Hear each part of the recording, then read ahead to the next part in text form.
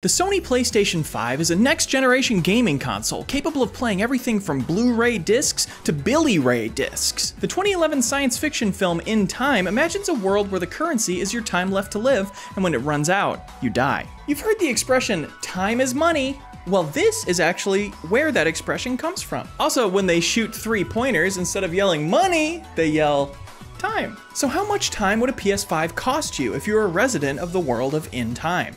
We are not even close to ready to answer that.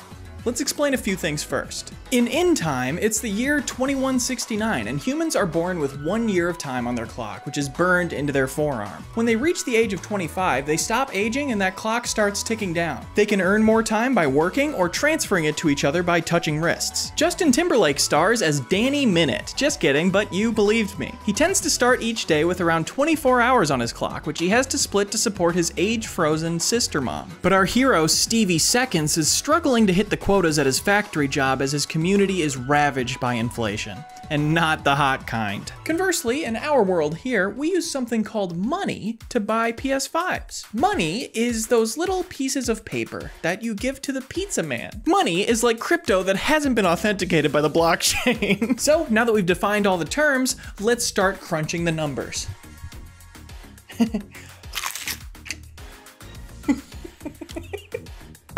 And animate it being eaten. The first purchase of a good in the film is when Jack Time buys a cup of coffee on his way to work, which he notices now costs 4 minutes, up from 3 minutes the day before. So how much does an equivalent cup of coffee cost in our world? Earth. The movie is set in a fictionalized location, but we can see from timekeeper maps and recognizable locales that it's laid over what used to be Los Angeles. An average cup of coffee in LA is $5, so that puts the exchange rate at about 0.8 minutes per dollar. Our first problem translating these currencies is that 7 days jumps into a week and 30 days jumps to a month and so on, versus money just counts up continuously like how numbers go when you count them. So we're just gonna be thinking of every unit of time in terms of the amount of minutes and doing our calculations that way. At the bar after a shift, Nick Tock has a chance encounter with a 1%er from New Greenwich. And no, that's not a new vegan sandwich from Subway. It's the wealthiest district in the area, loosely based on Greenwich, Connecticut. The rich guy tells him how the system is rigged against the poor, with inflation manufactured to guarantee that people always die. He even wants to offer our hero some free time, but our guy doesn't accept handouts. But the rich guy slips him a full century anyway while he's sleeping, which at our current exchange rate is about $42 million. Meanwhile, his mom is going to meet him for a previously arranged time handoff, but finds out that bus fare has been increased from 1 hour to 2 hours, which in money terms is a ticket increase from $48 to $96. She's not able to... Did I just say $96? She says it's a 2-hour walk to her destination, which we can approximate as 7 miles, meaning this isn't a Greyhound or anything. So we either accept it's $100 to take the bus across town, or we need to recalculate our exchange rate. But how? My name is Noah Trudeau. I am an assistant professor of economics at St. Francis University. It's a small Catholic university in west central Pennsylvania. Just to start, how would you handle calculating the exchange rate for something like this? If we did it sort of how they calculate the consumer price index in the United States, we take a basket of goods, we look at all their prices, and we look at how those change over time to measure inflation.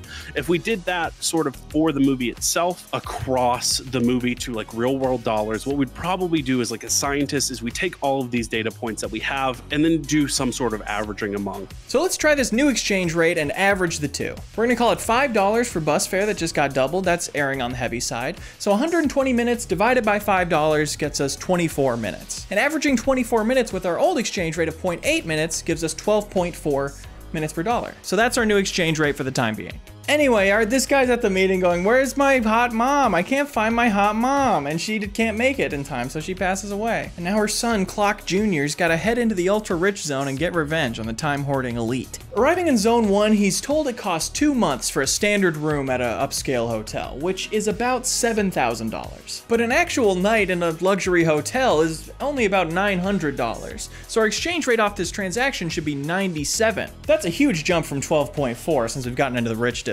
Do you think it makes sense how different prices may seem to be in New Greenwich versus Dayton where he starts out? Entirely possible. So we see this all over the world. What we see is in places with a lot of economic activity and a lot of wealth, prices go up with that. So prices adjust across the board to fit kind of our needs. So we're gonna set the exchange rates based on time zone and sort through it at the end. The next morning, our protagonist, Time Man, spends 8.5 weeks to eat at a fancy restaurant and leaves a 1-week tip. At the Zone 1 exchange rate we just set, that meal costs $1,000. I've never had a meal on my own that cost as much as a night in a hotel. I also noticed how expensive that meal was, and I went and freeze framed and zoomed. It's like a grilled cheese and french fries. What is any tips a week? If we wanted to crunch the numbers, or should I say munch the numbers, the world's most expensive grilled cheese, which is stuffed with gold and has to be ordered 48 hours in advance, is $214. And the world's most expensive french fries, which are roasted in champagne, are $200. And both of them are only available in New York City. Fucking New York. Oh, I'm walking here. So am I. I don't have a catchphrase I say about it. I think we don't know enough about this meal to include it in our calculations anyway. For instance, this meal could have been appropriately expensive if we found out he went absolutely apeshit on cocktails. Perhaps a tequila and time? Perhaps a Time-osa? Anyone? Perhaps a 7 and 7 p.m.? Perhaps a My Time? Gin and Timic? All we know is, on time alone, he spent the same amount on a grilled cheese as a night in a hotel, and that will never make sense. He makes his way to the rich guy casino to win big at the tables and in our hearts when he meets the villain's daughter, Amanda Seyfried's Wendy Weeks. And with his winnings, he blows 59 years on some ridiculous sci-fi chrome convertible that's been invented for the movie. I looked into the actual car in the movie. It's a 1969 Jaguar XKE. It's a very nice car. I found a 1969 Jaguar, a nice red one, if I might say so, for $90,000 online. Even with an absurdly generous vintage car markup of 10 times, because we don't have context for how much a 200-year-old classic car will be worth, we get $900,000, costing 59 years plus the LA vehicle sales tax of 7.5%. 33 million minutes divided by $900,000 gives us 37 minutes. An average with our previous exchange rate, we're at 67 minutes. Why is this my most serious video? I think it's intentional in the movie is that everything is measured across different units of time. You know, he pays 4 minutes for a cup of coffee, he pays 59 years for the car, he pays months for the nights at the hotel, he pays weeks for his breakfast, and I think it's to keep us from looking a little too closely. Then he's forced to kidnap the love interest, like how movies tend to go, and now we're in the part of the movie where they start Bonnie Clyding their way through the city, doing time crime. Now I'd say your money or your life, but since your money is your life. Why would that expression exist? I'd say time is money, but since your time is your money, I can still say it like normal. Their Ocean's 11 style heist forces the villain to promise a 10-year reward for the capture of our heroes, which by my calculations is nothing compared to the eternal reward waiting for you in the kingdom of heaven. In the finale of the film, they spend a few centuries bribing their way into the villain's Zone 1 office and walk out with his fortune of 1 million years. On their way out, with more time in their hands than anyone on Earth, they tip the parking attendant 1 month. Take a month, Maurice. Congrats, man. Here you go. Go get yourself one grilled cheese sandwich, no sides. And in the end, he gives the full 1 million years away to the working class people of his home, Zone 12, which back at that Zone 12 exchange rate is around $42 billion. Before we get to the price of a PS5, I want you to know that I have bloopers for every video I make. Here comes one now. Money is those little pieces of paper that the tooth fairy leaves you. I'm on YouTube, I know the game. I know you're a little baby in a stroller. You can get access to those bloopers at the end of ad-free versions of my videos over on Nebula. It's a streaming service built by me and my creator friends who I am by and large too nervous to talk to. I also have a Patreon video of me watching in time to research this video, and that and a ton of other Patreon exclusive videos are now on my Nebula page too. And there's a video up there with my full interview with The Economist if you want to hear an economist's full opinion on In Time, completely uncensored.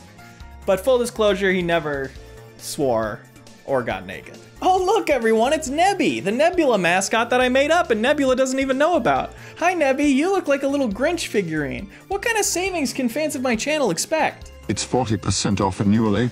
That's $30 per year, just $250 a month. That includes Nebula classes and hundreds of other exclusive videos from all your favorite creators. even you. Okay, and how much would that cost in time? About the time it would take for me to kick your ass. Wow, you're making that sound like a small amount. So if you want to watch content you can't see here and support me in a big way, type your ass over to nebula.tv/LeoVader or click my link in the description if you're more of a clicking type of motherfucker, asshole, piece of shit. On Nebula, I don't have to censor that. And I don't have to on YouTube either, but people tell me that I should. The final component of this puzzle is figuring out how much a PS5 costs. PS5s are $500. Now, if you're selling the car, which is the really like cheap time, we're running about $4.18 per 24 hours. You're looking at about 119 days of time for a PS5, which is a lot. Which might be the new Greenwich markup. That might be the new Greenwich markup for a PS5. Yeah, 119 days. For the hotel price, which is somewhere in between, we're looking at about 38 and a half days. So 8 days, 12 hours. Which is a little bit, I would take that estimate at the end of the day. So our lovely economist thinks we should go off that hotel exchange rate, and you can accept that answer if you trust what some economist has to say over me, your best friend. I think we have to consider the PS5 a Zone 12 product, gaming being the opiate of the masses. At our 12.4 minute per dollar exchange rate on a PS5, which totals $547.50 after LA's 9.5% sales tax, that gives us 6,789 minutes, or 113.15 hours, or 4 days, 17 hours, and 9 minutes for a PS5. That's the answer. In Zone 1, at 46 minutes per dollar, we get 25,185 minutes, or 17 days, 11 hours, 45 minutes. But that still is a quarter of the price of that fucking video-ruining grilled cheese, so I really have no idea. So there you have it. And now the only question left is it worth it? When you're toiling away in the factories of Zone 12, and your money represents your time left on Earth, with each purchase a trade-off between a longer life and a desperate grasp at joy, is it worth spending 113 precious hours, almost 5 of your days, on the chance to be immersed in a true next-generation gaming experience? No. Because PS5 got no games. Good night.